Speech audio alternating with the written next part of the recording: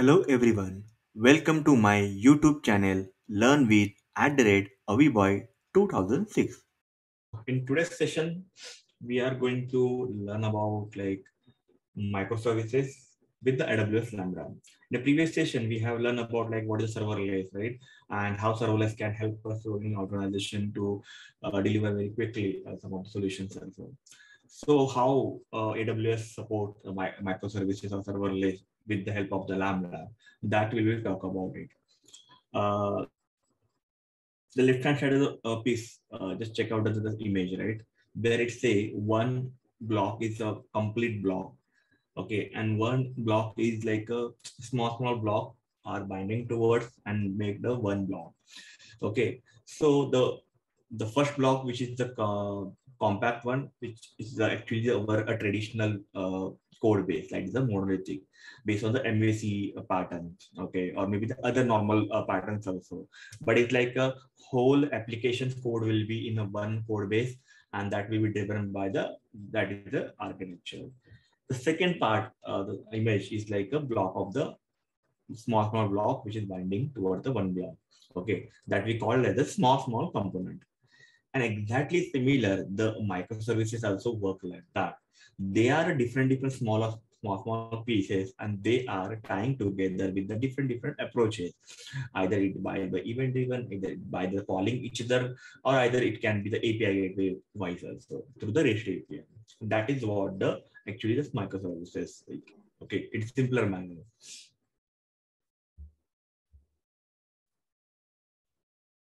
Let's see first some differences between the monolithic and the microservices, right?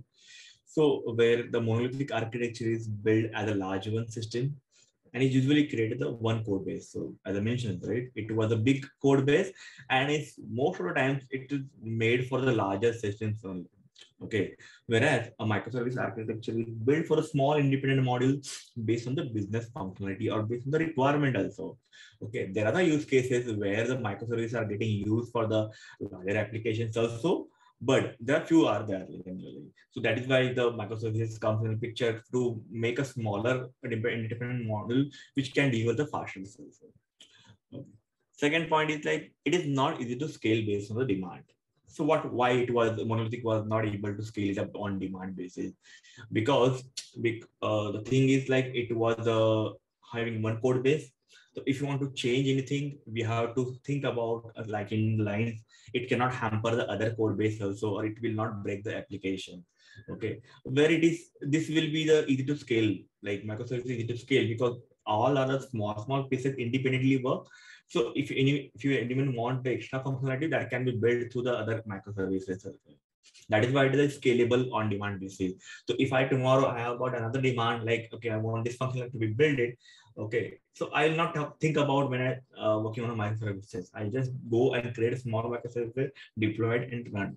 That microservice will do their job. Okay. It has a shared database. Okay, a monolithic will have a shared database, a large code base also. We sometimes make IDE. IDE is like a code editor, which at build time get increased also. Whereas the microservices, each project model has their own database. Like suppose if you are using the one database for the GIS kind of process, one database for only simply the transactional basis. So we can distribute their microservice. Like one microservice can use the Postgres database, one microservice can the MySQL database. That will be problem in a monolithic because that has to be based on the shared database only, and the one single database can be used by all applications.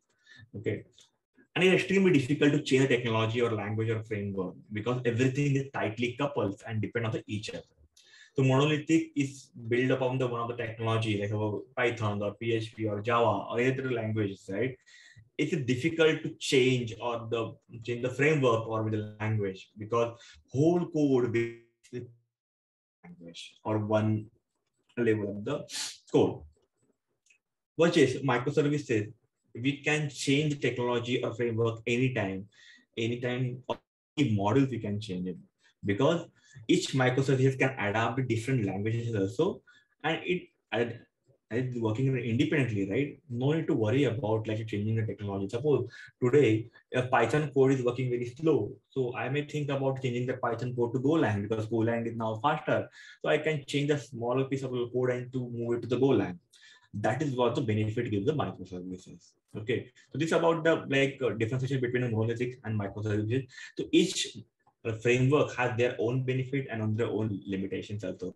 And when the particular framework comes with the limitation, then only the new innovations comes in the picture to save that particular limitation.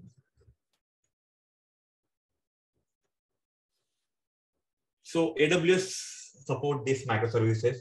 That is one of the well famous services called Lambda, AWS Lambda. They have launched this is around 2014 or 15. Okay, and this was the first pioneer of the microservices services. They were there. So why we generally called Lambda? Generally, why they given this particular service as a Lambda also? So Lambda is also not other than its compute service only. Like it has a server, it has some containers, so it runs on a particular server. Okay, but that service let you run the code without any provisions and the managing the server. Okay, so no need to like having headache of the managing the server or provisioning on server. Like that Lambda runs the code on high availability compute infrastructure and perform all of the administration of the computer. Like they will do their job on behalf of you to managing the infrastructure and administration of the compute resources, including your server, operating system, and maintenance, capacity providing, and automatic scaling also. So in some of the language, there is a function called Lambda. Like in PHP has, Python has, I'm not sure about other languages. Lambda, it is accept the one parameters and it derives the lot of the functionality. So if particularly you want to do a multiple functionality by using single function, right? There the Lambda comes into the rescue part. So due to that, AWS has selected this service, the Lambda, because this Lambda service received one payload, one request point, and it do the multiple jobs. Okay, that internally we can do the multiple job. That is why the name as a Lambda.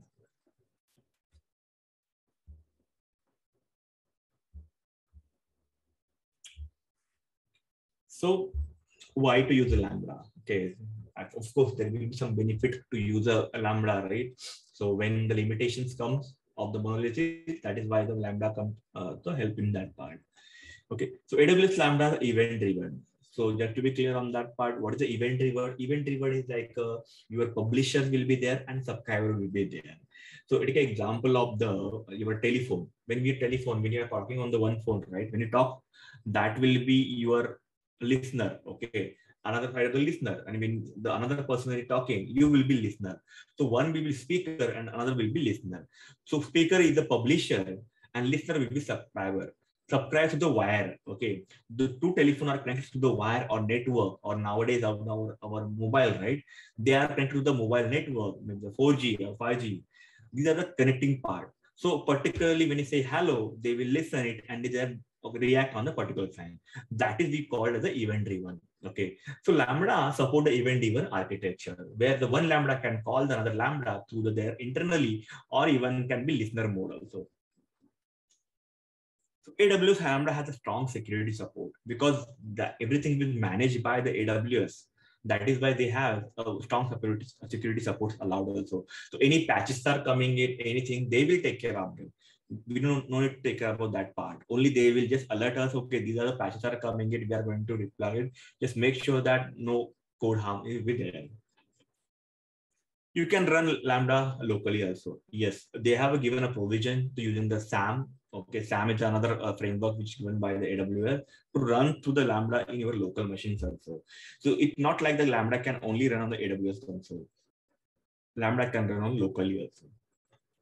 Okay, another for benefit is like you can edit that code directly online. Okay, whereas when you compare to the like code are running on the EC2 or ECS machines, right? You have to log into the like particular instances and then you have to run it. There should not be any code. Generally, only Vim editor or maybe the other editor will be there. Okay, but there's no UI kind of thing or online editor will be available to make a change. So what you have to do that time, generally, you make a changes in your GitHub code, push it, and then deploy it to the particular. They cannot do the runtime changes directly online. So that is why the Lambda has one of the good features, like you can edit your code directly online. It connects to the API gateway and other connection point. So Lambda has a multiple endpoint to support it. Like if you create one API that can be connected to Lambda service. Other connection endpoint like S3 bucket. If any operations coming in the S3 bucket, that can be listened by Lambda. Even the SNS, these are the event-driven part. So SNS can be listened and published can be particular to that particular notification. Other part will be you can point it to the CloudForm, CloudWatch log, which can be create one of the alert also if particular Lambda execution is failing, created a particular Lambda completed the execution successfully. Okay, create an alert and give a notification to particular developer or that particular team. Okay, so that has a variety of particular connection points available. There is no infrastructure to manage it, like right? Everything is managed by the AWS, so no infrastructure. We have to manage it. We have to just change the configuration, like the storage, timeout, and the RAM size which you are going to be using. And of course, you only pay for what you use. If you're a standalone site, you will not charge. And if you use it, whatever you will use it, that only you will get charged. An extra benefit is like Lambda has a 1 million requests per month free. So each Lambda will have a 1 million requests free. So if you have 10 Lambda, right? So it will be cost like 10 million requests will be free for your particular Lambda. So that is why you pay only for what you use. Lambda perform operationals and administrative activity on behalf of you. Like because it is everything is taken by the AWS. So managing a capacity and monitoring and logging, everything can be done. You just have to give a permission to Lambda to log all the error details or maybe the execution detail to CloudWatch log. They will dump that particular log into CloudWatch automatically. That can be a feature. So these are the benefits which we have seen the reason to use the Lambda. So how to access the Lambda? So actually, a little bit things are there we need to be considered when we are going to use the Lambda, like because it's available in AWS console and it gives the web interface to access your function, right? So it can be accessed through your AWS console. It can be accessed through your AWS CLI, like terminals also, and it has some SDKs to provide also. SDKs like supported by other languages like PHP, Python, Go, Java, and .NET. All other languages SDKs are available. Okay, so through the SDK also we can access the Lambda. Fourth one is the AWS CloudFormation. Like as we see, learn about CloudFormation, right? Through CloudFormation also we can access the Lambda. We can update the code for a Lambda. Okay, that can be managed by the CloudFormation. AWS serverless application models, right? So this is kind of, I mentioned the SAM. SAM is like another template-driven mechanism provided by the AWS, okay, which can be used to like deploy particular things internally. Okay, so suppose you are running a Lambda locally, right? When SAM is required, SAM is like our local infrastructure to run particular AWS environment locally. So through that, you can create a lot of the how we do the cloud formation. Similar time can be done, but when you do a cloud formation, you have to zip it and then particular upload code, and then the infrastructure will be enabled. In a SAM, you can run through the command and you can see that all the progress of the particular instance creations and everything well done. Okay. But just to know that SAM we generally use for the like a template-driven CLI based only configuration. Okay, we'll learn about later that part. So before we jump on to the actual demo of the Lambda, how it looked like, let's understand the limitations of Lambda also. Because every technology has a limitation. So there's no piece of technology without some limitations, right? You can see the images, some funny images in the right side, like even magic has its limit. So everything is in a world has a limitation. So Lambda also has a limitation. That is why it always have and it is always better to know the limitation of particular services when we are choosing it and going for the particular things. Okay. So first is Lambda function can only run up to 15 minutes before the services will time out.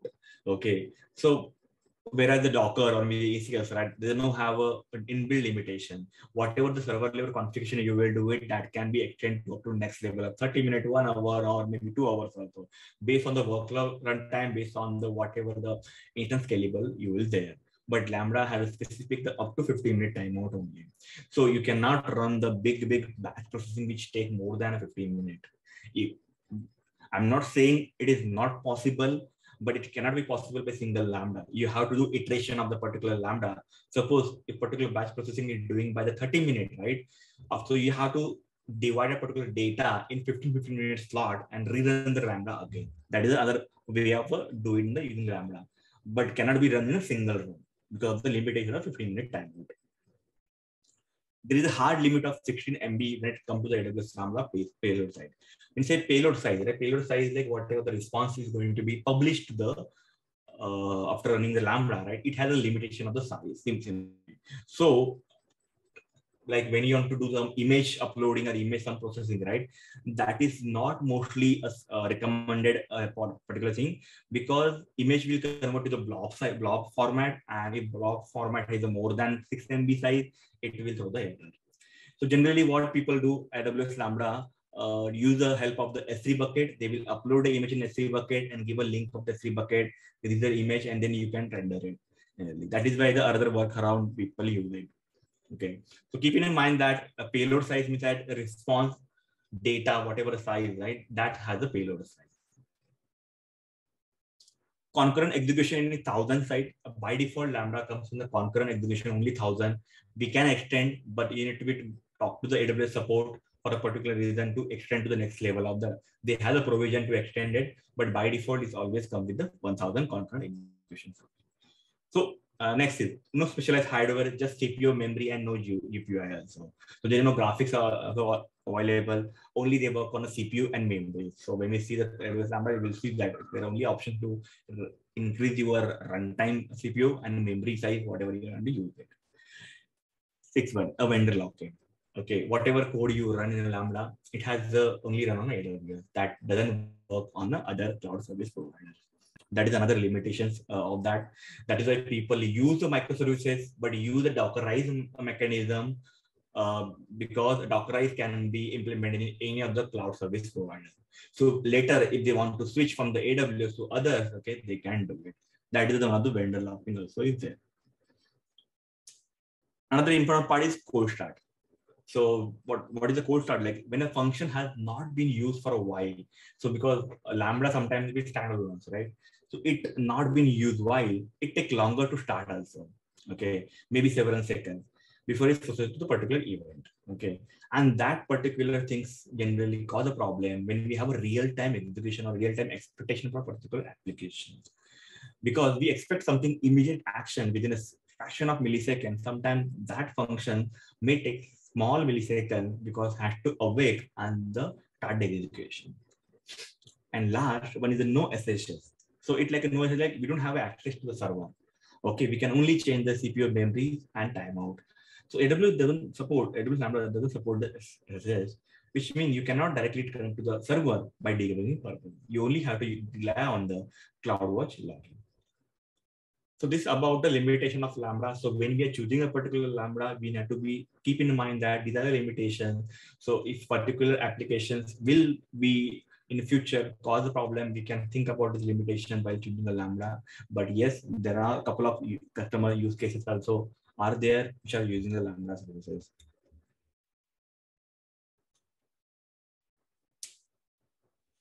Okay. So to get started with the Lambda, okay, you need to have a little bit of coding experience and the particular following knowledge, because it's purely a code side. Like you're writing the code only as a developer only. Some Linux commands, some OS level command for processing, user processing, file permission, basic cloud concept, networking concept is required, because sometimes the Lambda plays in the VPC network. Then what we have to do, how we connect to the RDS, that will also come in the picture. Okay. As even distributed computer concept also work like HTTP or IPC. These are also some of the basic concepts to be know before Lambda will start working on it. and some other microservices like IAM, how to use a particular role, how to give permission to the Lambda using the IAM. Okay, if the Lambda want to access to S3 bucket or Lambda want to access to the SNS service, Lambda want to access to the particular SQS queue, how we can enable that IAM things.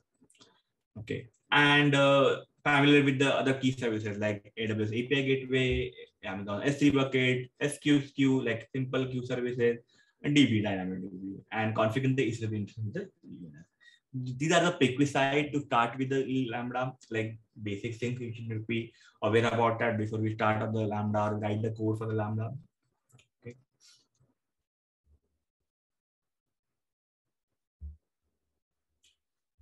So let's walk through how Lambda look like. So I'm on the AWS console, you can see, and you can open the Lambda here, or you can search from the Lambda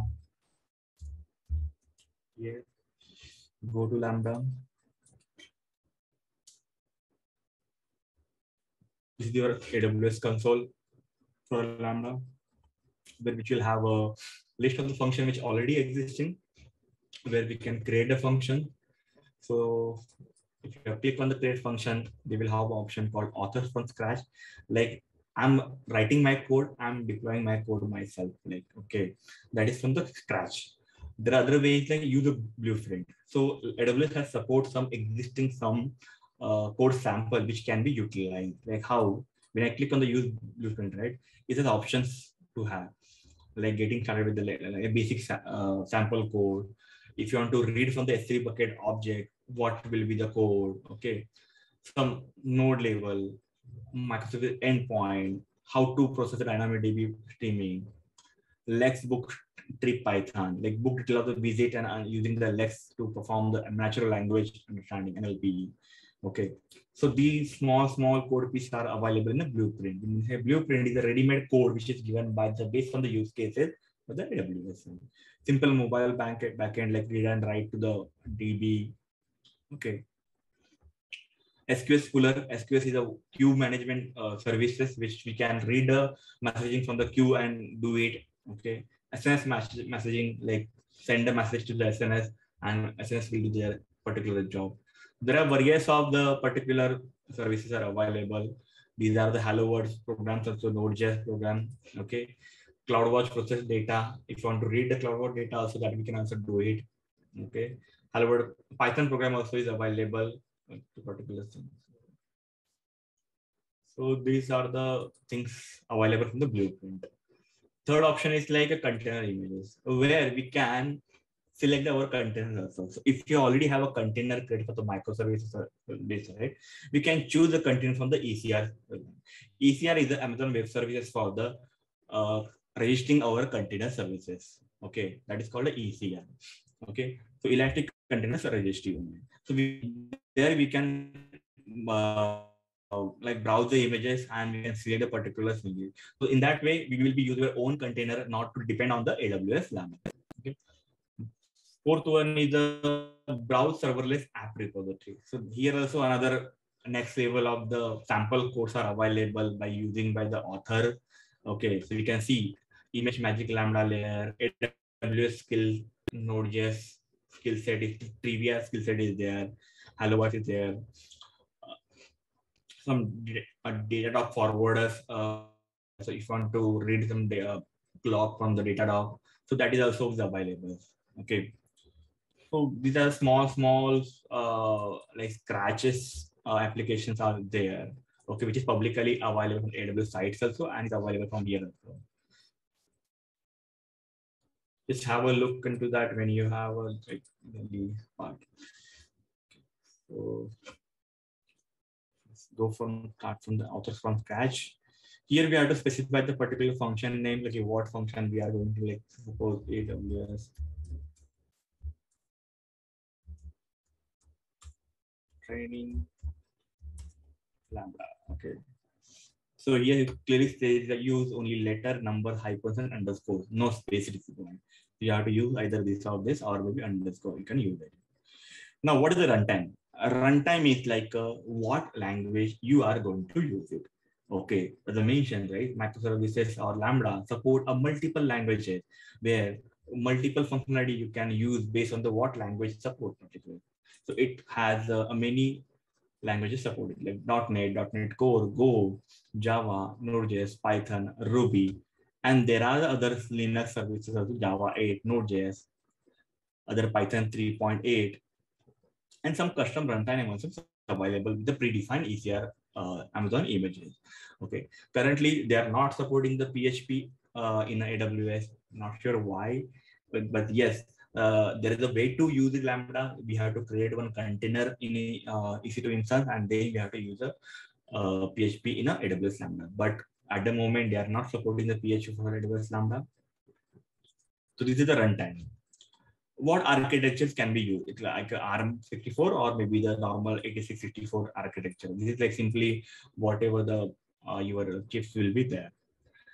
Then next is the permissions. So what permission you require to execute Lambda? Why? Because why permission is required? If Lambda is accessing any of the AWS services, so we need to be defined under the IAM role policy. Okay, this Lambda is going to use the particular this is services like S3 or maybe the Route 53 or any other service like Cloud1 or EC2. We need to be defined that in IAM to okay, this Lambda is going to use for these services as read, write, whatever the operation they are mentioning, based on that we have to use it. So you can create on the fly also in a role with Lambda permissions and use the existing roles also and create a new role from the AWS problem. There are policy also defined in like predefined like AMI read only permission. Based on this also you can create a predefined policy. Okay, so I have already created one existing role which support the all the particular things. Okay, so these are the roles are created in an IAM project, which has a different access level. So let me show that part. It's how it will work.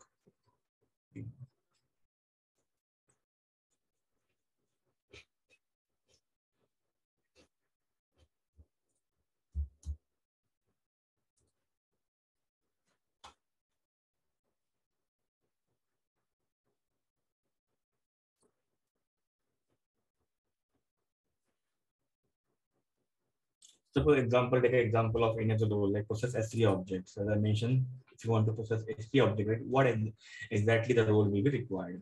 So you can see that here the two policies are defining. One is the CloudWatch flashes, because if you want to debug the application, we need to be put all the error logs in the CloudWatch log. So you need to give the make sure you need to have a Lambda that has the CloudWatch full access, so they can read and write the particular log. Now next is the execution load we see it. The policy.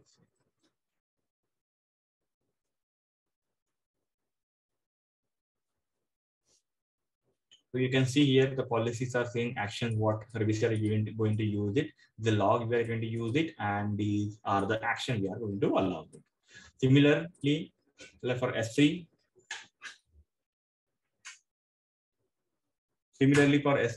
we can have a S3 object, because if you want to read only S3 object, the only get object, we will not have a put object on that tag. So S3 services and only action allow the get objects. Okay, this is a way we can define the particular Lambda IAM execution role. For example, I'll select one, and under the advanced setting, it will have a code signing, code functional, enable the tag. So tag is like a metadata services. If you want to use the VPC, under the VPC, you can enable the VPC and select the particular VPC, security groups, and the subnet, which you can be rely on the VPC network. And then you can create the function. So we'll just go for the one sample part.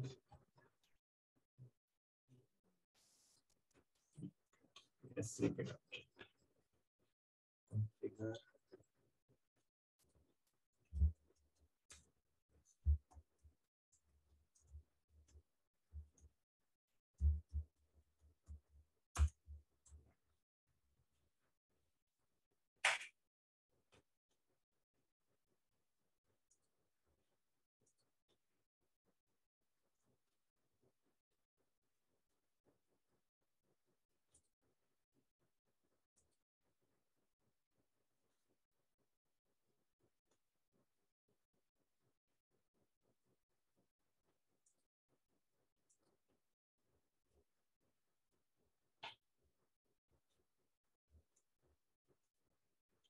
So when you select a blueprint, right, you can see the code is already written.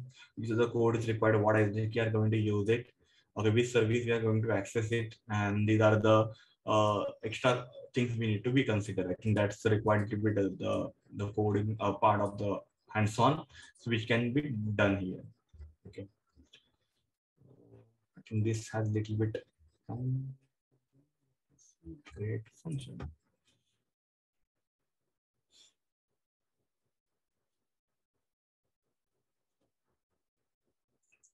Okay, so unable to validate the following destination configuration, such as code for level 3.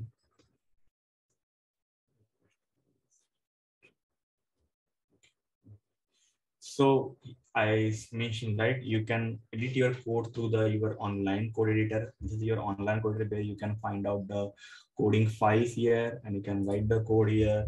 Okay, and save the code also and deploy the codes also. Okay, this is the way we can create. You can create another files also and save the file. Test.js.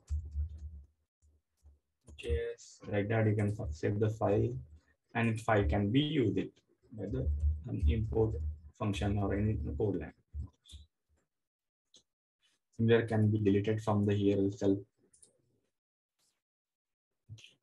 Option to find other option. So it will work purely like our editor only. So this is the online editor which is supported by the AWS Lambda.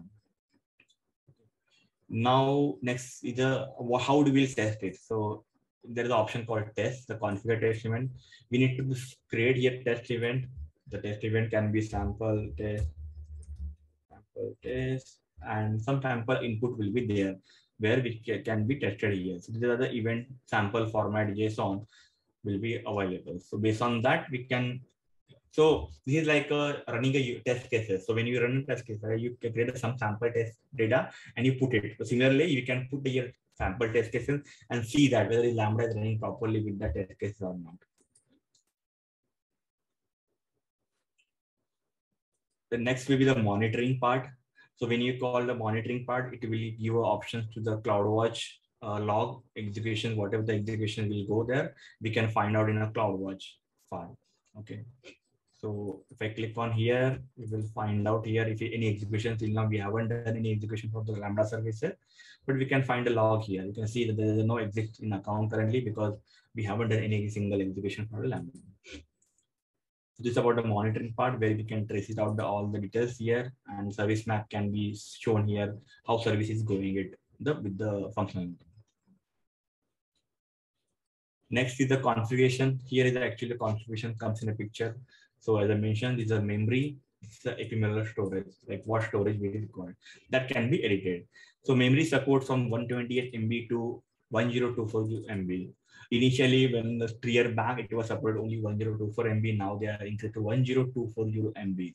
So this is our execution time. So suppose a particular services is running out of the 15 timeout, right? And that services RAM is using 512. So that can be increased to the next level of MB, which can be covered by the particular execution time. Storage, like storage, like what is your temporary storage we require? That is all like related to the /temp file. That how much time? When this will generate temporary file required when we do the file operation, like reading or writing some CSV or creating some images on the fly in a services, that can be used and stored firstly in a temporary storage, and that can be used in a upload to the service provider.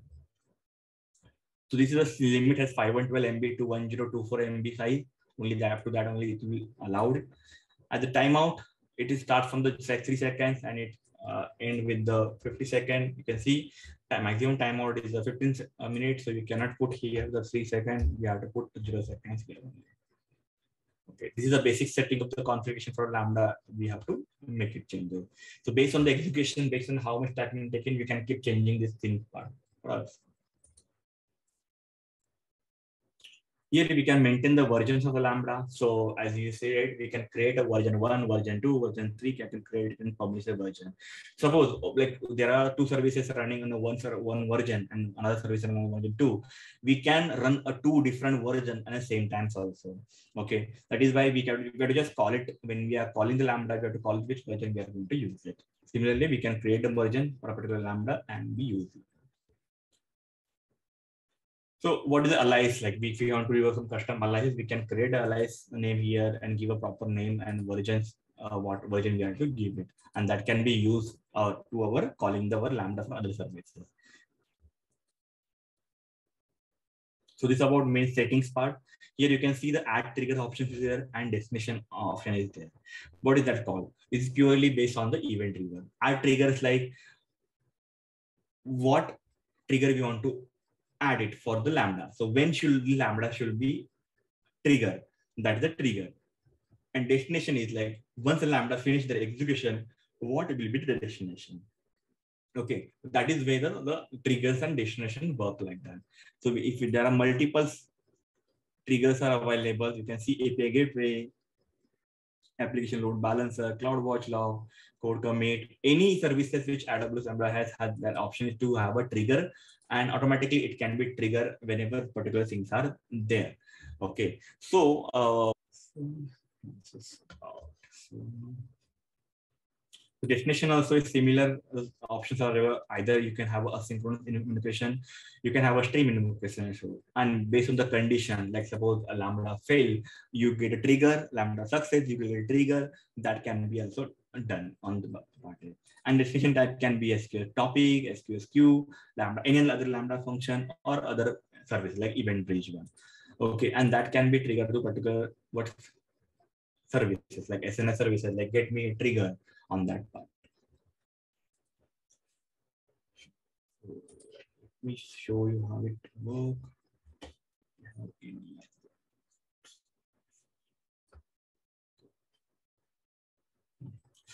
So it's one of the existing services. So I'll show you how it runs. When you click on the test, it execute here. It show the errors. Okay, secret manager can't find the specific secret because particularly that secret value is not available. Okay, where we can find out this detailed log and run the CloudWatch also. So you can go to the monitor here, view log in a CloudWatch. And we can find out the execution of the particular cloud. You can click on this, the current time. You can see the for like 1346. You click on the particular hash value, and it can be see here the what is the start, what is the invoke errors there. You can drill down the details invoke there, and what was the any print options. So suppose example, I have printed echo is printed one random thing. It can be triggered. So debugging can be done by through this also. And the Lambda can be debugging locally also, but if something has to be debugged on online, we can just runtime to change the code and put some debugger point and keep checking it in the CloudWatch. Okay, what are the things are there.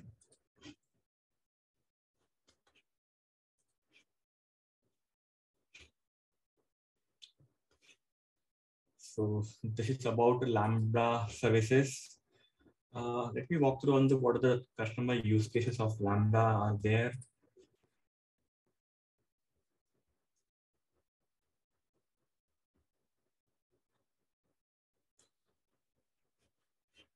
I think last session we have walked through on this use cases also, right? Similar, like small application can be created by simple to-do applications can be using the Lambda services, or if anyone has some any expense tracker application that can be also built by using a Lambda, where the small application won't function like add expense, multiply explain that can be done here. But it's showing you the batch processing is all available, but it's saying, right, it has to be processed multiple file. So there is a workaround. It cannot be done in the one shot, like because of 15 minutes of timeout, but it can be done through a different way, which can be created through the step function workflow, and that can be achieved. So these are the like people are using it currently. Facebook also using it. Recently, Axis Bank also moved to the some of the services for the microservices. Netflix also are using it microservices for some of the small features. Okay, but not largely applications are using it. So these are the references for all the materials which talk about the Lambda. I'll share this PPT in our channels also. You can walk through on that part. Thank you for watching session. Don't forget to like, share and subscribe to channel.